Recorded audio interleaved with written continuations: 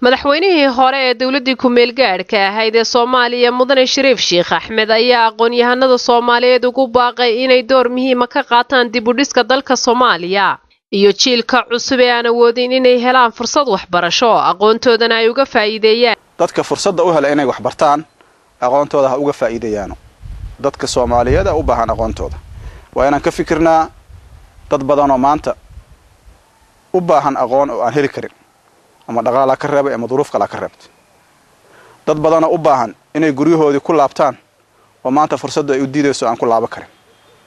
kuwa badan oo u baahan maanta inay dalkooda u shaqeeyaan oo ay nabadda qayb ka noqdaan oo horumarka qayb ka noqdaan oo duruufta u diidayso.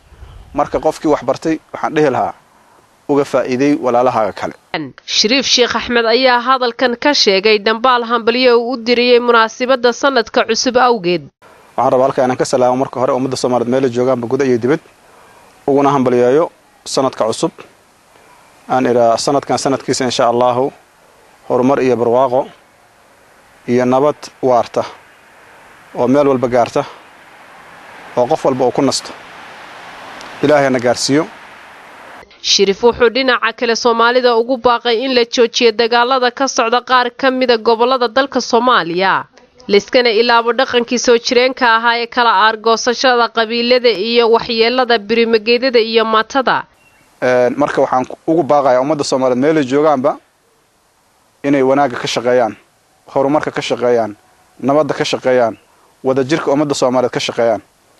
waxaan ugu baaqayaa dadka ku hawlan inay walaalahooda kala dilaan walaalahooda kala barakiciyaan sida hadda aadan uga xumahay ka dhacda gobolada qaar yani bariya dhaweyto inay iyaguna ka waantoobaan 20 iyo dhowr sano nin walba qorgiisu qaatay waxa uu doono sameeyay meeshana gaarsiisana waa aragnay maanta dariiqaas dariiq furan ma aha waa dariiq xiran inaan ku laabanana ma aha doqonimayna nagu tahay waliba waxaan aad uga xumahay in dhaqamo waqti hore inay zuulaan ay ahayd wali ay nool yihiin in tuulooyin la gubo in guriyo la gubo dadaan waxba galabsanin dhibaato loo geysto ilmo iyo caruur ilmo iyo haween. Shariif Sheekh Axmed oo tan iyo intii uu ka degay xilka madaxtinimada dalka Soomaaliya aan dib ugu noqon dalka Soomaaliya waxa uu ku nool yahay dalkan Uganda. Iglan Saalax Ali Kalsan TV Kampala.